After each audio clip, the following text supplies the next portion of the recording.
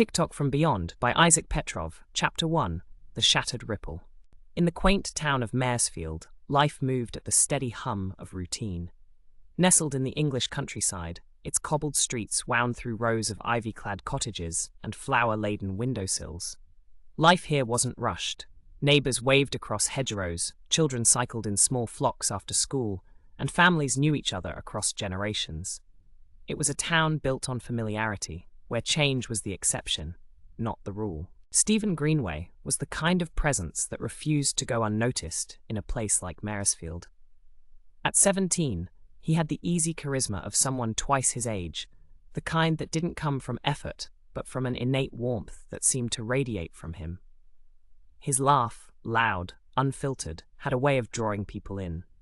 Teachers forgave late assignments because he stayed after to help clean up. Strangers remembered him after one meeting, not because he was flashy, but because he made them feel seen. He lived in a modest 2-story house with a cherry tree out front, and a golden retriever named Rufus who thought he owned the town. His parents, Janet and Marcus, worked long hours, she as a nurse at the local clinic, he as a mechanic, but they always made time for family dinner. Stephen cherished those meals. Not for the food, necessarily, but for the comfort, the ease of shared silence, the laughter over inside jokes, the way even on hard days, they all made space for one another. His closest friends, Jenna, Ethan, and Lily, were practically siblings. Their bond had formed early, forged through playground alliances and solidified by 1,000 shared moments, sneaking snacks into the movie theater, building elaborate forts in Lily's attic, and late-night calls during exam season when anxiety hit hard and the world felt too big. They were inseparable. Stephen was the sun around which they all quietly orbited. Then came the accident. A rainy Thursday evening. Stephen had gone to drop off a book at the library before meeting them at the skate park. A car, a slick road, a bend in the street, and just like that, he was gone. The news hit the town like a thunderclap. There were no words, only the vacuum left behind, a deep and disorienting stillness. At Maresfield Secondary, his empty desk became a silent monument. His teachers tried to carry on, but there were moments they faltered, mid-sentence pauses, eyes glassing over. The skate park, once filled with the metallic clang of skateboard wheels and bursts of teenage chatter, fell silent. No one felt right going there. It was too full of him. The funeral overflowed. People stood outside the chapel, hands clasped, tears falling silently. Stephen's favourite music played over the speakers, a mix of indie tracks and nostalgic pop songs. When it ended, no one moved for a long time. It felt wrong to leave. In the weeks that followed, the town slowed. It wasn't grief you could escape from. It lived in the pauses between conversations, in the too quiet corners of cafes, in the way people avoided eye contact when they passed each other in the street.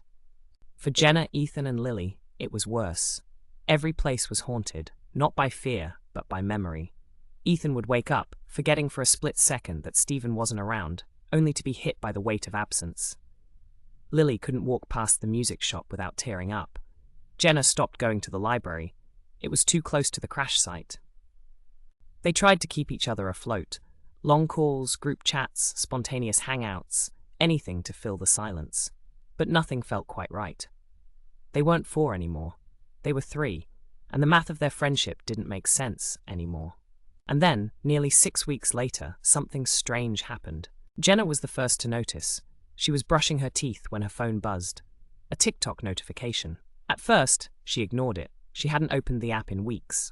But something, curiosity, maybe, or instinct, made her unlock the screen. Her breath caught. The notification was from Stephen's account. She stared, toothbrush forgotten, foam dripping onto the sink. It couldn't be. His account had been untouched since the accident. His last post was a goofy clip of them lip-syncing to an 80s hit in the school hallway. Heart-pounding, she opened it. It was a video, grainy, unedited, and real. It showed the 4 of them, Stephen, Ethan, Lily, and Jenna, sitting on the dock at Lake Willow. The sun was setting behind them, and their faces were bathed in gold. They were laughing. Jenna didn't remember a camera being there. She didn't even remember that day clearly, but the video felt like a memory she'd forgotten she had. There was something raw about it, personal. She watched it twice before calling Ethan. I think someone's hacked his account. she said, voice trembling. But when Ethan opened his own phone, the same notification was there. So was Lily's. The three of them watched it together on a group call, silent, not breathing. When it ended, they just stared at each other, unsure what to say. Could it be an old draft? Lily suggested. It's not. Look at the way we're dressed. That was last summer. We didn't film anything that day. I'd remember. Ethan shook his head. They tried to shrug it off, a glitch, a cruel trick, but it didn't feel like that. It felt intentional, and it was only the beginning. Chapter 2, Digital Echoes. The next day, Ethan couldn't stop checking his phone. Part of him wanted to believe it was a fluke, a data hiccup, a delayed post that somehow surfaced. But another part, the part still raw and aching, was hoping it wasn't. He'd replayed the video 3 more times before bed, analyzing it like a detective. The lighting, the angle, the way Stephen laughed. It wasn't just a clip. It felt alive. Like Stephen had reached across the divide for one last joke. Saturday morning brought the second video. This one came without warning. Jenna had been in the middle of her shift at the bakery when it pinged. She dropped a tray of croissants. Flour puffed into the air like smoke. Ignoring her manager's protests, she stepped into the alley behind the shop and hit play. It was them again, sitting on the floor of Stephen's room, surrounded by textbooks and empty crisp packets. Stephen wore his ridiculous blue study hat, something he'd made out of construction paper and a feather boa. It was their focus charm, a running joke to combat exam stress. They hadn't seen that hat in over a year. Ethan and Lily got the same video within minutes. They called an emergency meetup at Ethan's basement, the unofficial HQ of their friend group since year 9. It smelled like dust and old pizza boxes, but it was safe, familiar. What the hell is going on? Jenna slammed her phone on the table. Lily was already pacing. It's him. It feels like him. But how? Ethan asked, rubbing his temples. You can't post from the grave. That's not a thing. Lily's voice quivered with emotion as she responded. Well, obviously not. Jenna snapped. But someone has access. That video?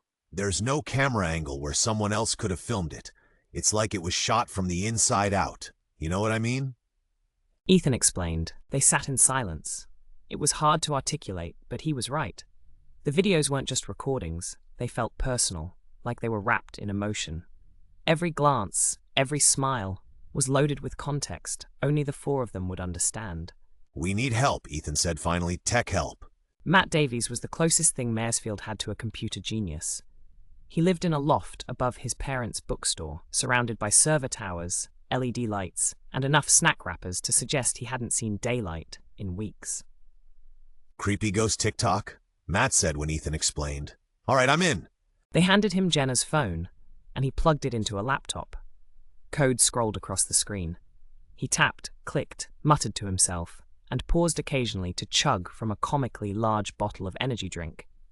After 20 minutes, he leaned back. No anomalies. The post came from Stephen's account. IP address is untraceable, routed through some weird server, might be spoofed. Could it be AI? Jenna asked. If it is, it's damn good. The voice, the expressions, the detail, it's like someone knew you, deeply. Not just surface-level stuff. This wasn't scraped from public posts. Matt shook his head. So you're saying it's real? Lily looked up. I'm saying, Matt said carefully, it's unexplainable. Which is worse, honestly. They left his loft more confused than ever. That night, Jenna scrolled through Stephen's old messages. Some part of her hoped she'd missed something, a clue, a farewell, a warning. Instead, she found the last message he'd sent her. You ever think some part of us sticks around? Like not a ghost, but a spark? Jenna thought of Stephen's message. She'd brushed it off at the time. One of Stephen's deep thoughts. He'd always had moments like that, random, philosophical musings tucked between memes and sarcasm. Now it felt like a breadcrumb. Over the next week, more videos came. One every couple days, always from Stephen's account, always intimate. One showed them dancing in the school hallway. Another captured a moment in Ethan's garage where they built a terrible DIY fort.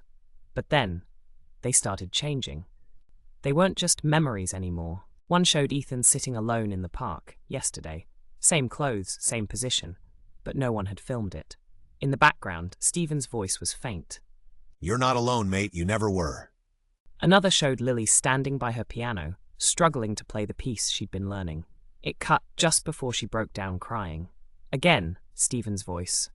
Let it out. You don't have to carry it all. Jenna got one of herself, staring at a ceiling at 2 a.m., eyes puffy, phone in hand. The angle was impossible. The audio, just Stephen softly saying her name. That was when fear replaced curiosity. They met again, this time with a new goal: figure out who or what was watching them. Because this wasn't nostalgia, it wasn't tech, it was something else. I don't think we're being haunted. Lily said quietly. Then what? Ethan looked up. I think he's trying to help us. From where, though, and how? Jenna shook her head. No one had an answer. They all just sat there, 3 best friends in a basement, clutching glowing screens like lifelines, listening to the voice of someone who should have been gone, but wasn't. Not yet. Chapter 3, Whispers from the Veil. By the 3rd week of strange TikToks, the trio's disbelief had started to buckle under the weight of something else: dread. It wasn't just that the videos kept appearing, it was what they showed, what they knew. Stephen's voice didn't sound like a memory. It sounded present.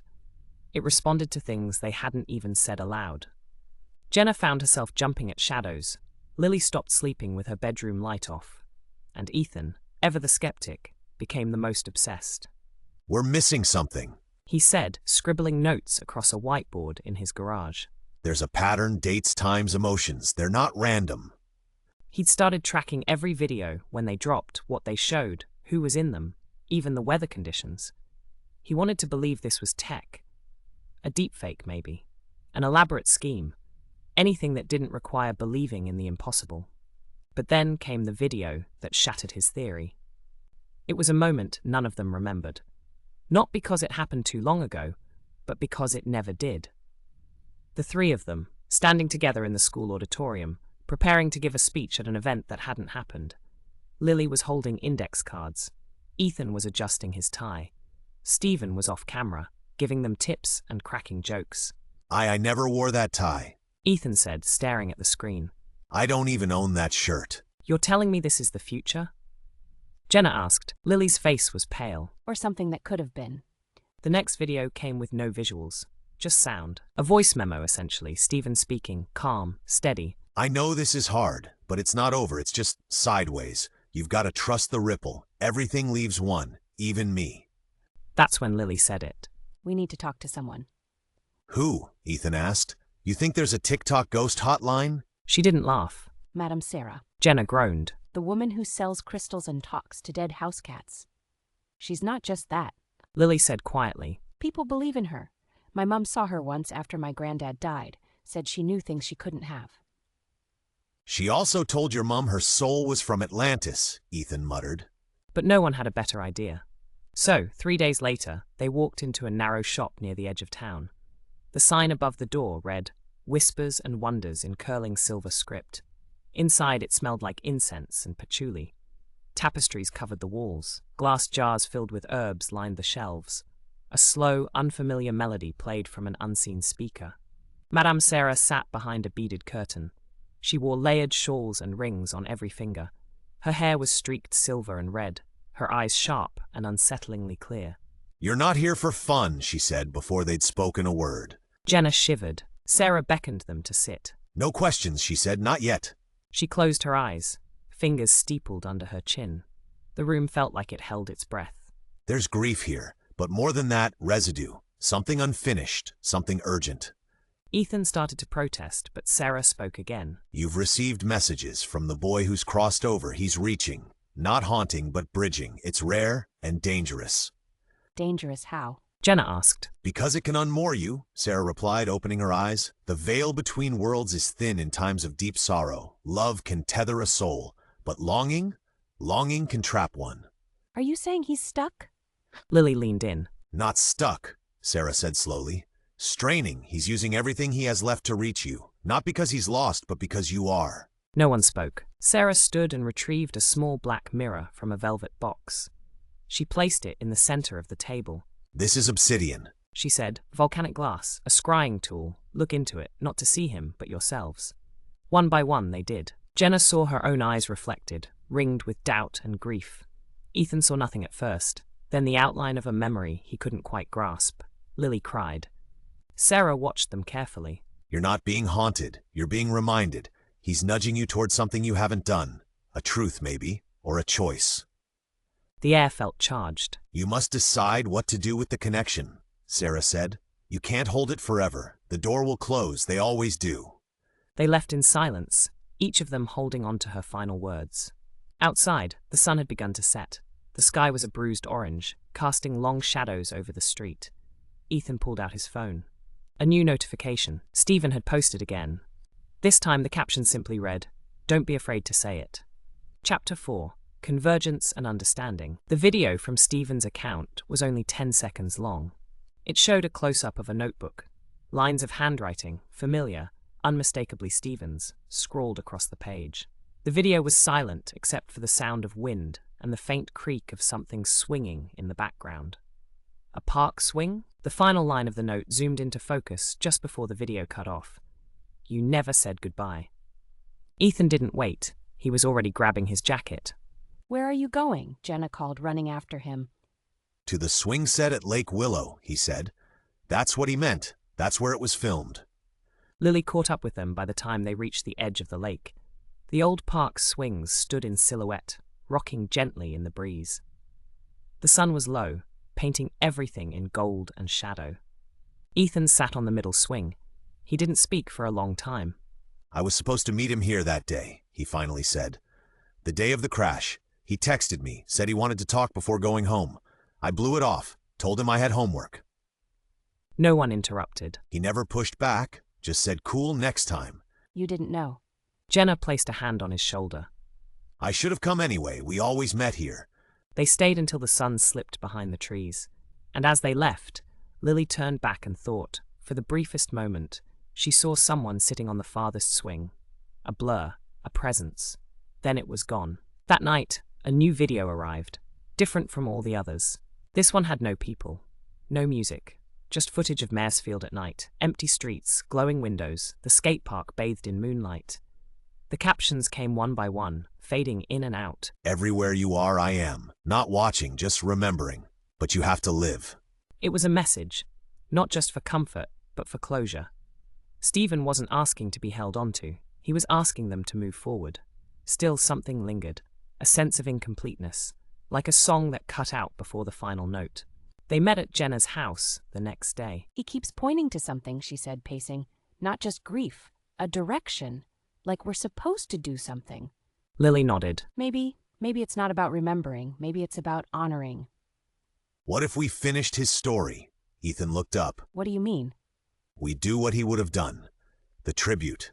The thing he never got to say. Maybe that's why he's still with us. Not to relive the past, but to help us build something now. The idea took hold fast, a public event, something for the community, but personal too, something Stephen would have loved. They spent the next week planning. Flyers went up, social posts went out. They booked the community hall and painted signs. They dug through old videos, photos, song playlists. They reached out to friends, classmates, even teachers. Everyone had a memory. Everyone had a story. It wasn't grief anymore. It was celebration. On the night of the tribute, the community hall filled to bursting. Strings of fairy lights hung from the ceiling. Photos of Stephen lined the walls. A projector looped clips of his silliest moments. The DJ played his favorite songs, bad remixes and all. Jenna gave a speech. So did Ethan. And then Lily sat at the piano and played the piece she had once been too scared to finish.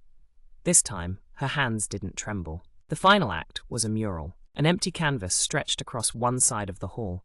Everyone was invited to paint something. A symbol, a word, a color. It filled quickly. Skateboards, stars, music notes, little quotes only a few would understand. At the center, in bold black letters, someone painted the words, Echoes from Beyond. As the night wound down and people drifted home, the three of them stood outside under the stars. The air was cool and quiet. I don't think we'll get another video, Ethan said. "I don't think we need to," Jenna replied. Lily smiled faintly. "He knew we'd get here eventually." They stood there for a while, looking up, and for the first time in a long time, the night didn't feel heavy. It felt open, full of space, of possibility. And just as they turned to leave, a light breeze swept through the trees, soft and warm, almost like a sigh, almost like goodbye. Chapter 5. the everlasting light. Weeks passed. The videos stopped. At first, they waited, half hoping, half dreading the familiar ping. But Stephen's account remained silent, frozen in time like a sealed letter. It was strange how something so virtual had begun to feel so sacred. None of them dared unfollow. None of them deleted the app. It wasn't about holding on. It was about respect, a quiet acknowledgement of what had happened and what it meant. The tribute night had created something lasting. People talked more, opened up more. Teachers started Memory Monday at the school, a way for students to share stories, good or bad, funny or painful, about people they'd lost. It spread, first to the neighboring schools, then across town. It didn't fix the pain, but it gave it somewhere to go. Jenna began journaling again. She started writing about the things Stephen never got to say, the places he'd never visit, the person he might have become. She didn't do it to cling to him. She did it because she wanted to make space for the echoes. Ethan, surprisingly, joined the school's AV club. He started filming small documentaries, interviews with students, montages of school events, even a short film about loss. Closure doesn't mean silence, He told his teacher once. Sometimes it means amplifying the voice that helped you find it. And Lily? Lily played music every weekend at the cafe near the square. She didn't announce it, didn't even use her name. But people came, they listened. And when she played the song Stephen loved, the one she finally finished, nobody spoke. They just felt. It wasn't that they'd moved on. It was that they'd moved forward. One afternoon, Jenna walked alone to the skate park. It was empty, except for a kid on a scooter, wobbling his way up a ramp. She sat on the bench where Stephen used to eat crisps and heckle Ethan's ollies. She pulled out her phone and opened TikTok. His profile was still there, still frozen. Stephen Greenway. Greenway goof, make 'em laugh, or at least confuse 'em. She smiled. Then something made her scroll to the final post, the last video before the account went dark, the one with the note, the one with the caption, "You never said goodbye." She hit play, and something had changed. At the end of the video, after the note, after the wind, a few seconds of black screen lingered. Then, quietly, barely audible over the static, a whisper. "Thank you." She dropped the phone. Her breath caught, her eyes welled. Because it wasn't her imagination. It wasn't a glitch. It was him. Not grief, not longing, not pain. Just a quiet final word. Stephen had found his way out. That night, she told Ethan and Lily. They didn't ask for proof. They didn't need it. They believed her. Because deep down, they felt it too. He was at peace, and so finally were they. In the years that followed, the three friends stayed close. Time bent and stretched them in different directions. College, jobs, relationships, but the thread held. Because Stephen had been more than a person. He'd been a mirror, a spark, a gravitational force that reminded them how to feel. Every year, on the anniversary of his passing, they met at Lake Willow.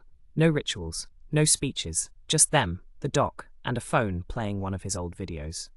One year, Jenna brought her first published book. Ethan brought a film festival flyer with his name on it. Lily brought a necklace made from a guitar pick Stephen had once left at her house. They placed them all on the dock, let the wind take what it wanted, and as they sat in silence, watching the water shimmer beneath the moon, they didn't speak of ghosts. They spoke of love. Epilogue. Maresfield changed, as all towns do. But there remained a mural inside the community hall, a burst of colour and memory, preserved behind glass. New students saw it each year, and asked who Stephen was. And every year, someone told the story. Not the story of a boy who died, but of a boy who reached back. A boy whose love outlived his body. A boy whose echoes taught everyone around him that connection doesn't end. It transforms. It ripples. It becomes light. The end. Thank you for listening. Please subscribe.